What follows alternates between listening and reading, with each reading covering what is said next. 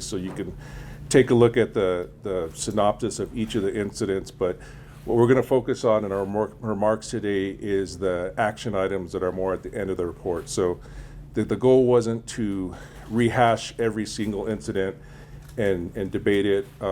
We had press conferences for each one of those. We had separate investigations for each one of those.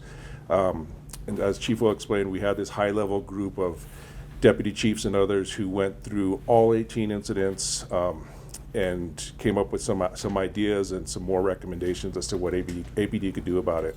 So with that, I'll turn it over to Chief Medina to say a few words, and then we'll go from there. Good morning, everybody, and thank you for being here. I think it's important that we look how we could always be better, and we've talked about this. When I took over as chief, we talked about investigations and how we had to be better, and we created a detective academy. And that detective academy, we see today how much more improved our homicide unit is and how we're getting results for families. I think that this was a big important step for the Albuquerque Police Department in the fact that we have to prepare for someday when the Department of Justice leaves the Albuquerque Police Department, and how we're going to navigate through trends and situations.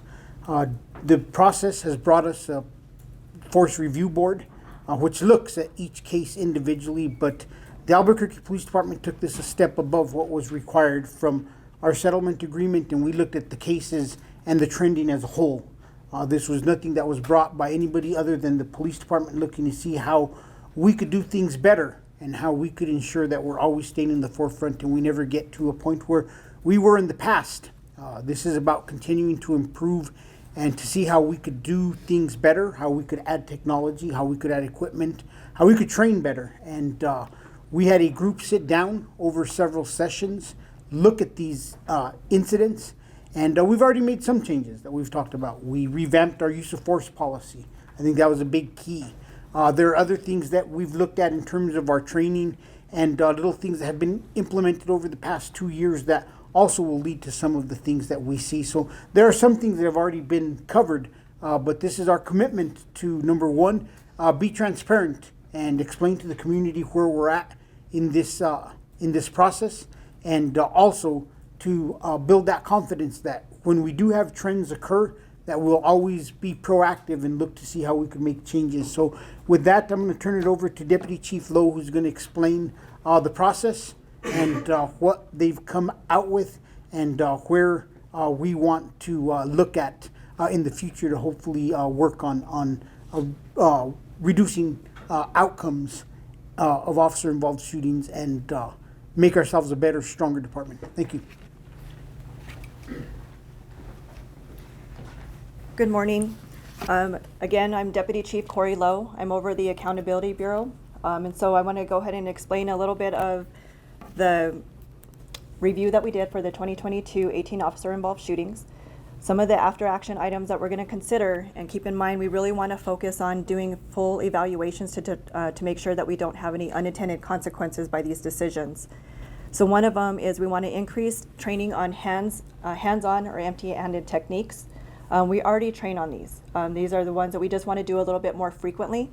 So officers already are required to attend more than 80 hours of training, and supervisors more than 100 hours of training for 2023. So we want to evaluate options on how we can provide additional training, such as defensive tactics, such as additional hands-on training to our officers, where we also don't take them away from too much time from the field where they're answering calls for service or investigating crime.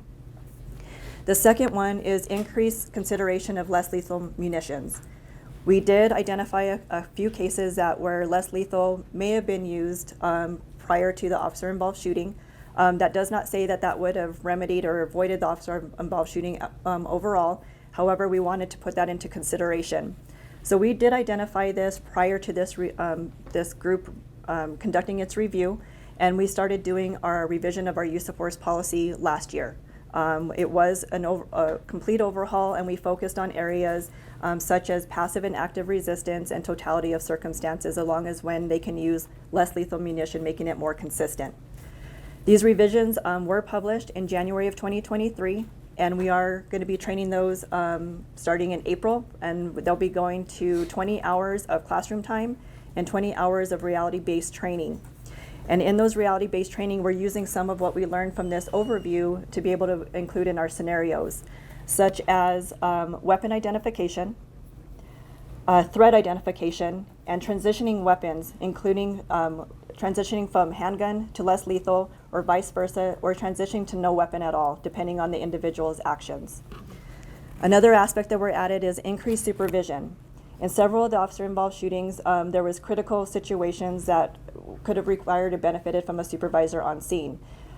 The department overall is pretty good at having supervisors on scene for critical incidents anyway, but what we wanted to do is revise our policies that will include types of calls for service that requiring a supervisory response, as well a call for service that would normally not have a supervisor there, but it was evolving to one where a person became armed or there was a crisis, and then it kind of transitioned to where a supervisor should be there.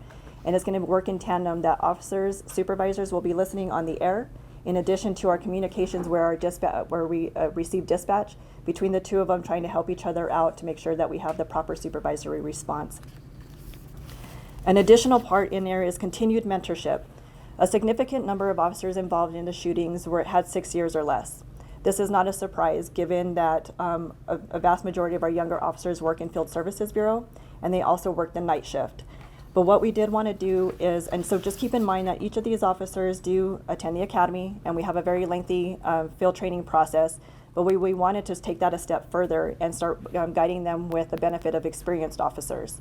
So we're evaluating, our younger officers, their first year on the job, they're called patrolman second classes.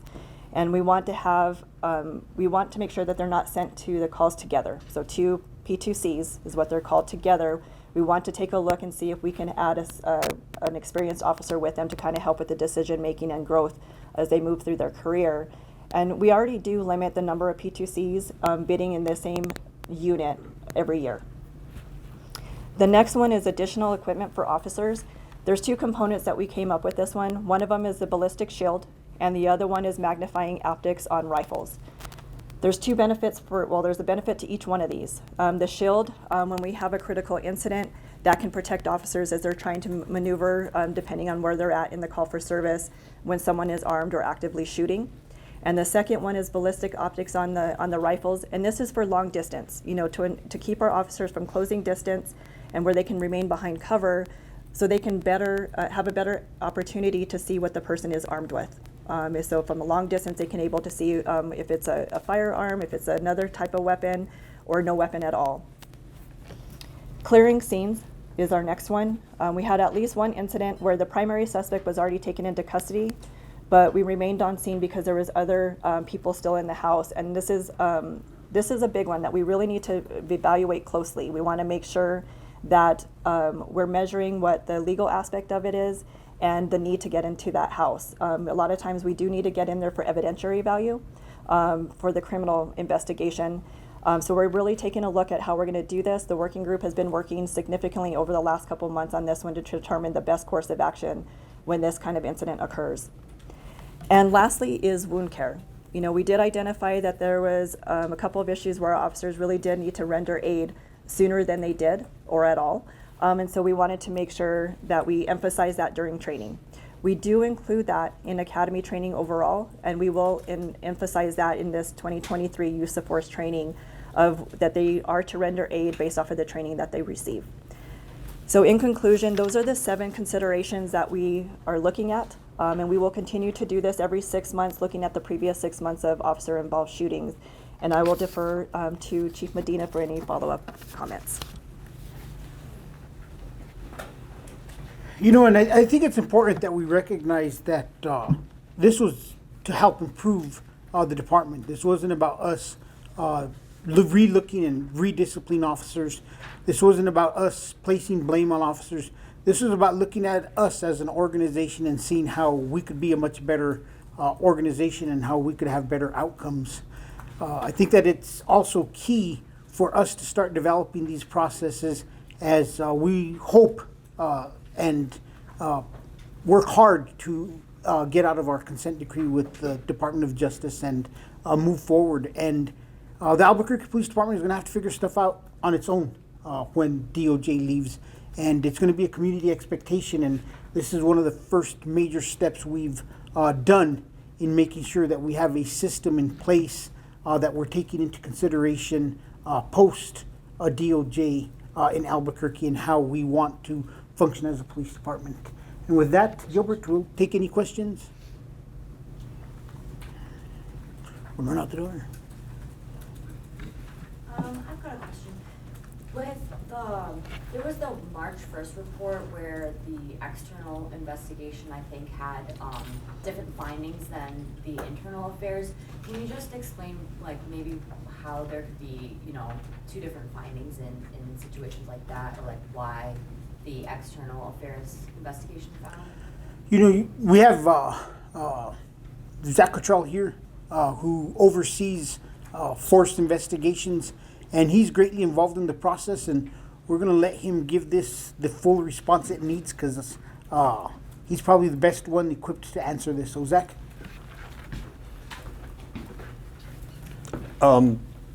So when the use of force is investigated, it's a dual investigation by our force division as well as EFIT right now, which is the external force investigation team.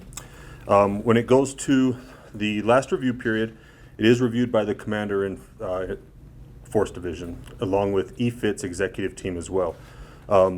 With that case that you're talking about, there was actually several roundtables held, meetings within force and EFIT. As we went through that investigation, they were actually held weekly and then bi-weekly. When we got to the last decision, the executive team on Albuquerque Police Department felt that the force used was within our policy.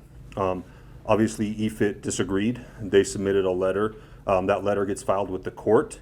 So it is with the judge now, with the DOJ and a stipulated order that established EFIT. As far as how that can happen, to your question, the 700 and I believe 25 cases or so that EFIT's been involved in so far, that's the first time that we've had a disagreement on a case. So I think that's a very rare occasion, obviously, but I think it can happen. Even though we're looking at the same evidence, I think there are different backgrounds in investigators, different experience that we may have that they may not have, and there's the experience they may have that we may not have. Ultimately, we don't want to come down to where there's a disagreement between us and EFIT, but it is going to happen every once in a great while. The process for that, when there is a disagreement, we actually have a superintendent of police reform now. That kind of stuff does go to him for review, to ensure that if Albuquerque Police Department did miss something or misinterpreted something, that's addressed through a different venue, which is why the mayor created that position to begin with. Awesome. And then in this situation, did EFIT give a reason or, claims as to why there was the disagreement, just in policies or? So in their memo that they submitted, they felt that, kind of as Deputy Chief Lowe talked about, that there was a chance to use less lethal force earlier in that call. They felt that using that less lethal or that option earlier in the call made any decisions after that out of policy. Ultimately, we reviewed that and we disagreed. We disagreed that there was a deadly threat there. The appropriate response was made by the officers, and that's why there's a disagreement. Thank you. Yeah. And I think it's important that you want to say something? I think it's important that there's several things we got to unwrap with this, and we got to make sure that we have an understanding. Is Zach talked about 700 cases where we've agreed, and the fact that we're held to a 95% compliance rate, and to me, I view it as not above 95%, 99.97% of the time we have been in agreement with EFIT. And one case should not impact compliance ratings, and it should not impact the relationship with the Department of Justice, because we're not held to 100% compliance level.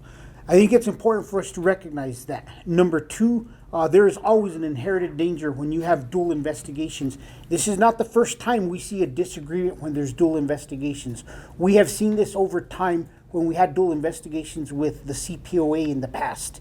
And they come to a finding, and the Albuquerque Police Department came to a different finding. So it is not out of character that this is going to occur.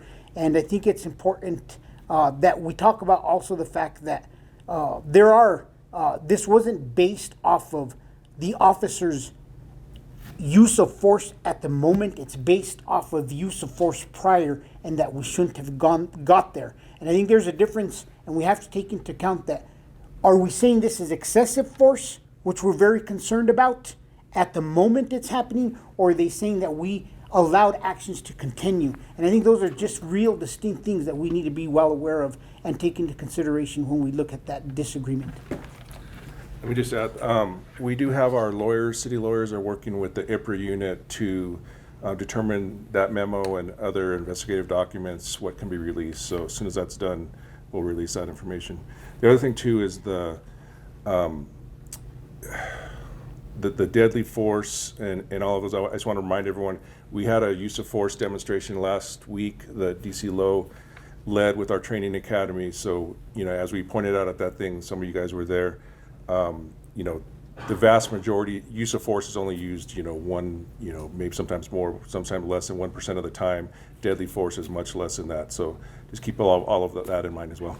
The last thing I'll touch on is, remember that after this incident, we did finalize a change in of our use of force policy that clarifies when less lethal. And during the original press conference, we spoke about it, the fact that we want to increase our abilities and clarify less lethal usage for our officers. So I think that there's a lot of things that have already been done to show and to explain why there could possibly be a non-concurrence on this case.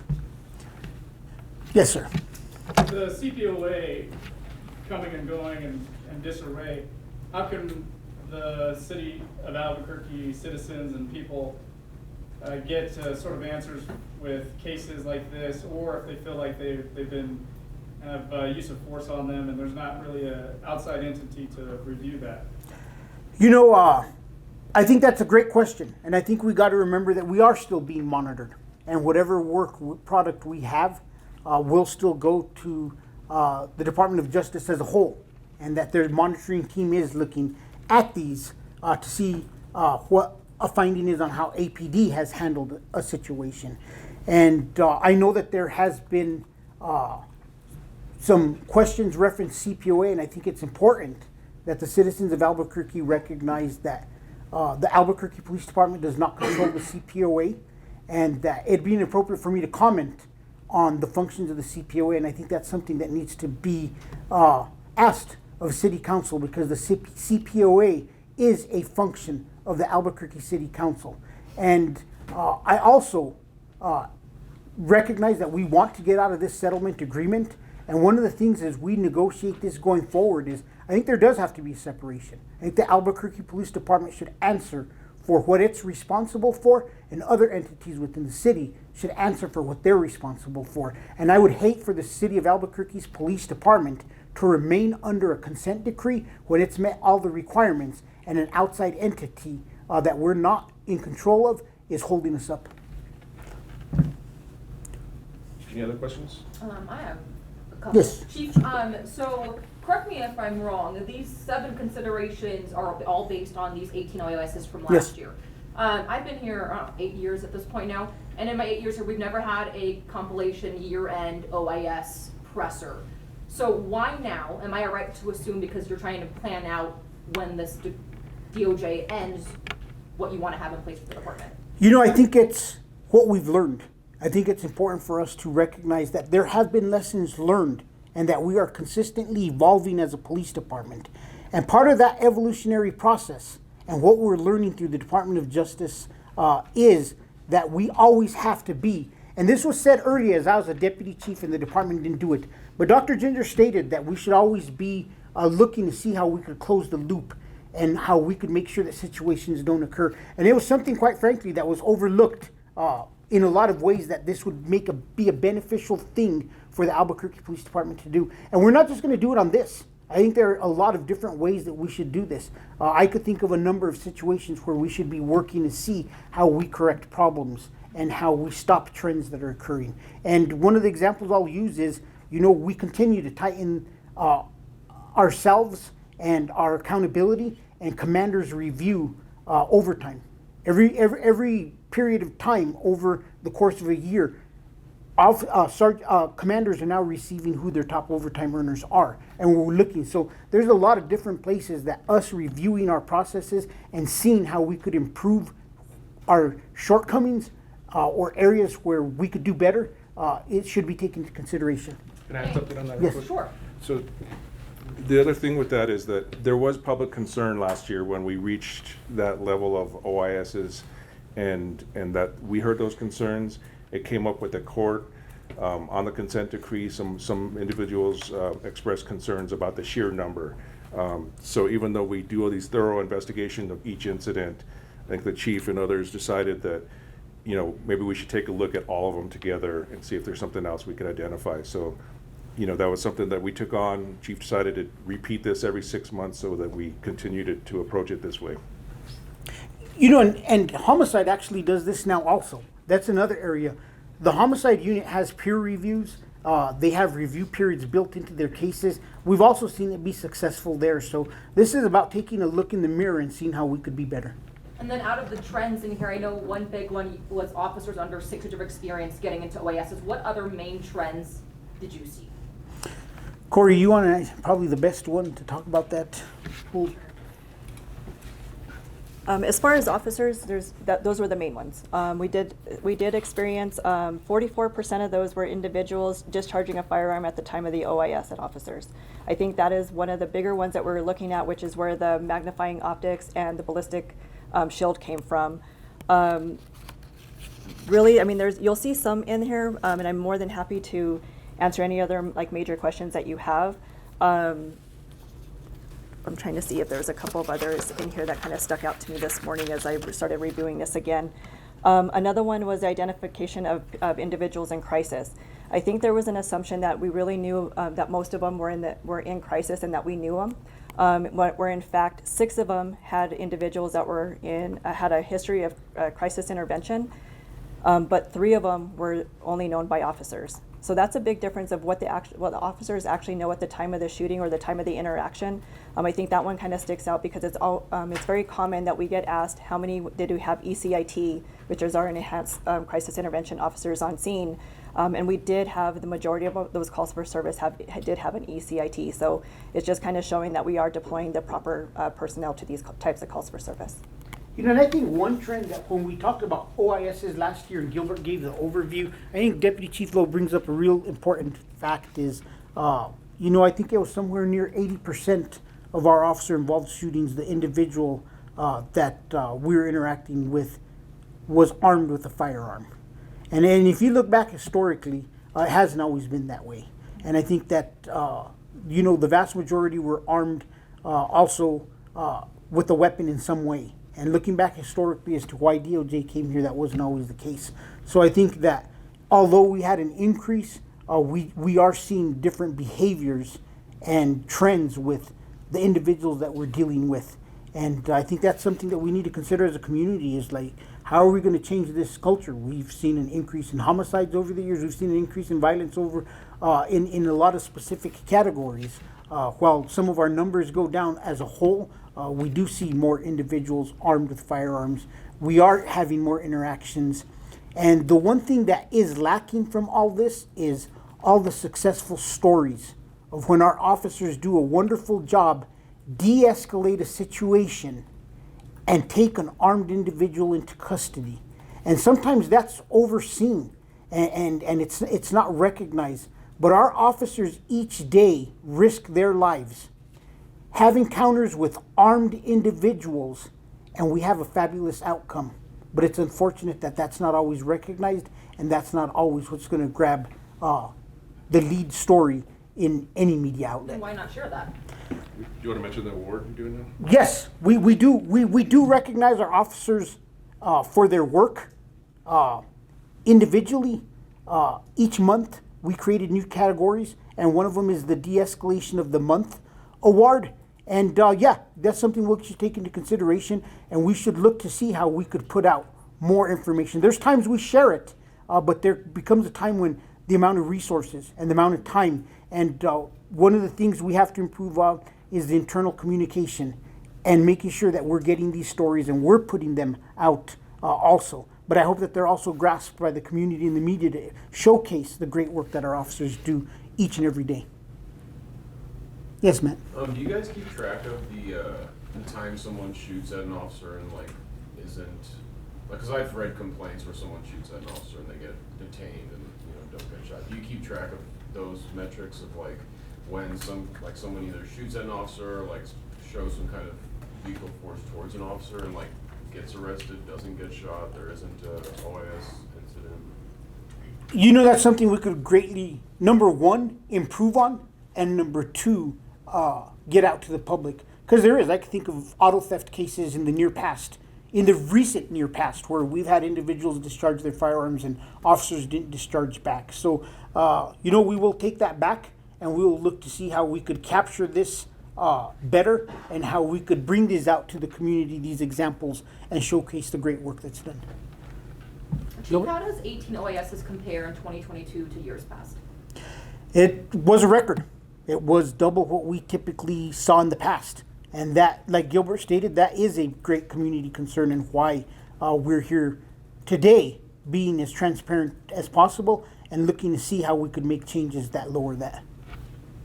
We have numbers going back to like 2016, I think, that we're like pretty certain of. Do you know, is it a record like as of all time or as far as? It's a record of all time that we're aware of.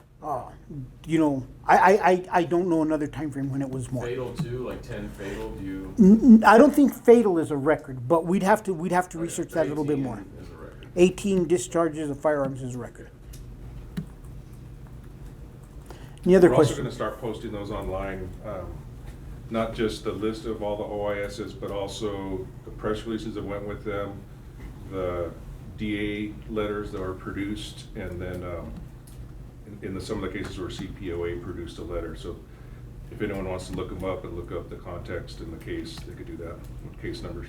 Okay. Now, I don't know if you answered this. So will we be doing a year-end review every year? We will be doing a review. My goal is to do it every 6 months. Okay. Is that bi-yearly we do a review so that we catch these trends quicker than we did last year. I mean, it's great we started it last year, but in retrospect, I wish we would have done it 6 months earlier. Okay, and would that be a 6 month, like we do this and like reporters would come and like get like a pamphlet on the day, or you mean? You know what, I'm totally open to it. I think that this is big enough an issue, and as long as I'm chief, I intend that we should have these discussions and we should get this word out to the community. Chief, for background, can you explain how the department came up with these 7 considerations? Like, who's the team behind it? Who looks at what? Just a little background. You know, the background was this, is I approached Deputy Chief Lowe and I asked her to head this. I purposely did not want to be in the room. I wanted recommendations to come towards myself and the superintendent of police reform, because I know that too many times the chief is in the room and whatever the chief says, a lot of times people just say yes. So I wanted this to be a peer review amongst deputy chiefs and the highest ranks of this department so that there would be free conversation and so that we would get an unsolicited evaluation from everybody in the room. And I'll let Corey maybe talk a little bit about what the meetings looked like and how they came upon the results that you're reading today. That's a good question as far as who we had involved in the room. So I had myself as the Accountability Bureau. So I have the not only thing for everything DOJ, but I also have the Training Academy. So we have the academy perspective. We had Deputy Director Zach Cottrell. He's over IFD and IEPS, both internal affairs divisions. So we were able to have that force background. One of his commanders, Scott Norris, who's over IFD, so the investigations of those force. We had Deputy Chief Josh Brown, who oversees the Field Services Bureau. Deputy Chief Cecily Barker, who's over the Criminal Investigations Bureau. So the reason she's in there is, one, she has non-uniformed officers and detectives working in her bureau, but she also has the multi-agency task force who is part of the criminal investigations for officer-involved shootings. And we also had a Deputy Director, Jimmy Collins, who is part of the disciplinary process. We just wanted to be able to see if we can get, if there was any names that came up or any circumstances that we needed to address from all angles. And then we also had one of our legal advisors. So that made up the group. We met on multiple occasions. It was a round table right around here. We brought things up on the screen. We talked about each individual case, starting from the CAD, which is a computer-aided dispatch where it just shows the calls for service. We reviewed the reports, watched the the OBRDs or on-body recording devices, and looked at the FRB reports if it had gone to FRB.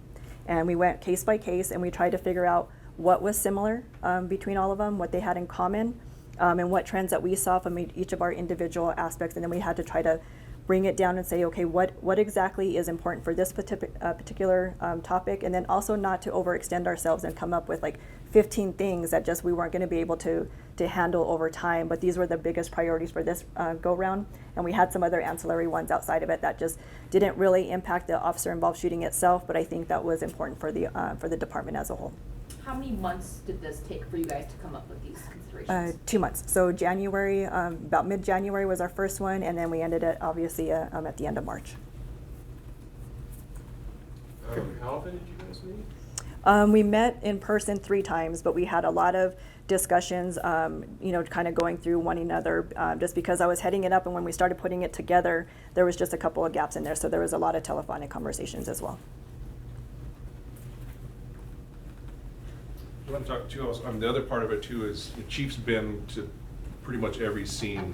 And I think DC Brown's been to every scene too. So it was, I think, a good idea to get others who aren't always at the scene to get that perspective. So it was a unique perspective. You know, and I think it is important. And I think it's important on a variety of reasons. Every time I've been in town, I've been at an officer-involved shooting, and I've given the media on it, because I think it's important at a number of levels. Is number one, the chief should be engaged from the very beginning. I think the community needs to see that. I think officers need to see that. I think it's good for the morale of the officers, and it's good that the community knows that the chief of police himself is taking these serious. I knew these were serious from the very, very beginning of me returning back to Albuquerque, that officer-involved shootings were going to be in the forefront. And I think that as we continue to go to scenes and we see what's occurring from the very beginning, it starts giving us insight into things that we want to see done. Because I will tell you, it's been over the past few years that we wanted to see more active involvement with supervision. And we had already added more supervision and more supervisor input to some of these incidents, because of things that we had seen from the initial time of these initial briefings on these officer-involved shootings. But it's also helped us become better. I want us to rewind to 2018 when I returned. It used to take us a very long time to announce that we had had an officer-involved shooting. And I can tell you, myself and Gilbert were driving to the Eubank shooting, and I was a deputy chief, when I looked at Gilbert, and Gilbert looked at me and said, "What are we waiting for?" And it is the number one move we made with the media. There is no more questions. Is this an OIS? We're never going to change that. The moment we have the information that this is an OIS, we are releasing that information. It was the officer-involved shooting that I was on scene of as a deputy chief at Ouray and Coors, involving some of our investigative units. The first time where we had to push back on our investigators and say, is there a gun on scene?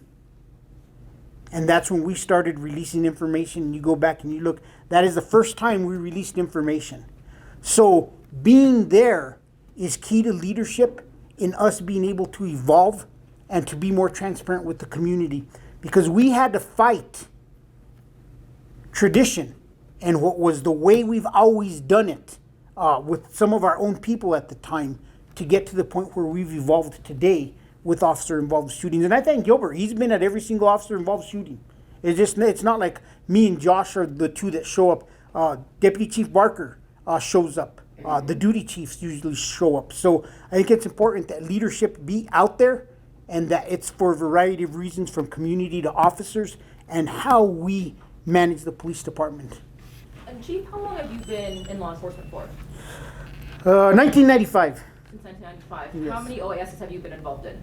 Me personally, one, where I was the primary individual who discharged their firearm. What is it now, looking back upon it now and getting all these changes, what does it mean to you to make these changes to the department since you've been involved in an OAS? You know, I think that the number one thing I would say is that departments do a much better job caring for their employees. During my OIS, it was very tough OIS. That still today, this day, and I'll try not to get emotional, because the last time I spoke about it, I did with the media. But it is very difficult for an officer to go through this. And I sat in a car with the behavioral sciences for 5 minutes before I left the scene. And I had a 5-minute conversation with behavioral sciences before I returned back to work. And there are things that I'm grateful for my family's support, that I didn't go down those paths, but there were difficult times. And I think we do a much better job in caring for our officers and making sure they're getting the resources they need. Because the one thing that is forgotten in all these officer-involved shootings is that the officers are affected also. That it will leave something in their mind and in their heart for the rest of their lives.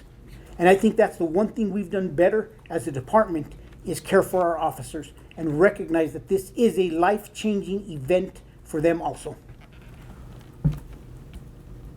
Any other questions? Okay, thank you, everybody. Right. Thanks.